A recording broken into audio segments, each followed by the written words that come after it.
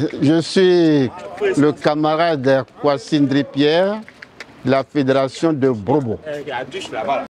Le président Gbagbo est le père de la démocratie en Côte d'Ivoire.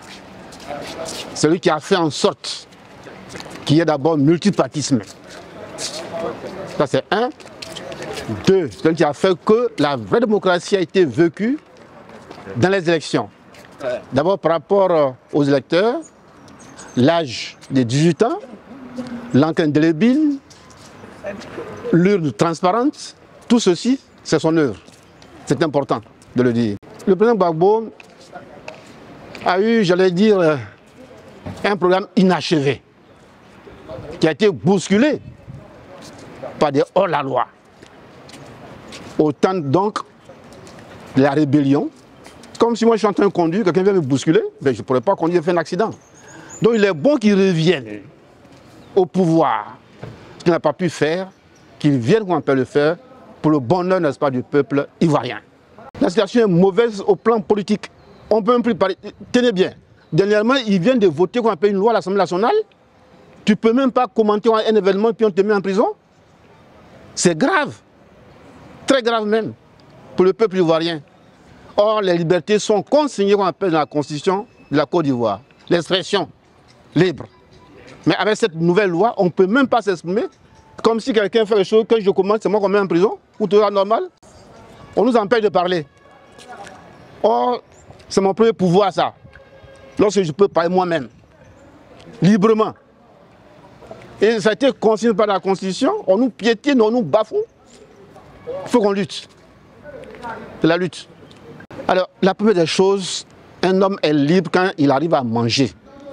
Tout est cher. Ce n'est pas bon pour le peuple ivoirien. Nous avons tout. Il faut qu'on arrive à revendre par les prix des denrées. Quand nos femmes vont au marché, il est impossible de trouver quoi que ce soit. Nous-mêmes qui donnons l'argent, on a un problème. Donc, le premier devoir d'un État, c'est de donner à manger, qu'on appelle, à sa population. Les infrastructures, oui, mais c'est pas ça qu'on mange comme dirait l'autre. Oui, c'est ça. Comme dirait l'autre, c'est pas ça qu'on mange. Le goudron passe ici par là. On est d'accord. Mais et ton peuple, s'il n'arrive pas à manger, comment va-t-il emprunter qu'on appelle ton goudron? Il faut d'abord, le premier devoir, c'est de donner à manger à ton peuple. C'est ça aussi pas son premier bonheur. Lorsque le peuple se sentira bien dans sa peau et qu'il mange bien, qu'il va au travail librement, qu'il arrive surtout à parler. Parce que quand tu fais une œuvre que je n'arrive pas à te critiquer, comment tu peux te corriger? À bien faire, mais laissez dire. À bien faire, mais laissez dire. D'accord? À l'Assemblée dit qu'il fait bien. Mais il n'y a pas de contradiction. Eux tous sont à l'Assemblée nationale, au Sénat. Oui, ça va, ça va. Ça ne va pas dans le pays. Voilà un pays qui a du courant, qui l'exporte, qui le vend aux autres. Mais nous-mêmes, nos factures sont élevées. Vous trouvez normal ça? Non. Moi je pense que quand tu as tout, c'est bien ce qu'on appelle la nature. Nous d'abord, ton peuple d'abord, avant d'en vendre ailleurs. Et là les factures sont surélevées. Je voulais aussi parler un peu qu'on appelle la dette. La dette. Nous sommes surendettés. C'est vrai comme disait Houphouët-Boigny à l'époque, un pays qui s'endette, on ne le met pas en prison, mais il faut s'endetter raisonnablement. Or là-dessus, là, nous sommes super endettés. C'est grave, plus de 30 000 milliards de dettes. On emprunte maintenant, on emprunte pour payer les intérêts. C'est pas juste. Tout est lutte. Lui-même, Alassane Ouattara qui veut être candidat, la Constitution ne lui permet pas. La Constitution ne lui permet pas. C'est la dictature, on fait tout, c'est tout. C'est la brutalité. Tuer les gens pour passer un peu les élections, je trouve que ce n'est pas juste. Pour le président Gbagbo, nous allons lutter. C'est tellement simple. Comment on peut concevoir qu'un président, que Gbagbo a été président de la République et puis n'a pas son nom en tant que citoyen sur une liste pour toi normal? C'est aberrant. C'est aberrant. Et la lutte paye. On va lutter. Le président Alassane Ouattara n'a pas pu se prononcer à quoi appelle à cette réunion à l'Hôtel d'Ivoire parce qu'il attend demain matin, il n'y aura pas les élections anticipées en France.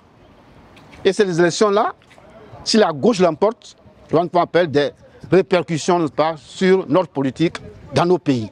Il ne peut pas. Il est lié. Il est très lié à ce qui se passe en France. C'est pour cela. Je te fais un développement. J'appelle cela l'esprit asiatique. Qu'est-ce que ça dit?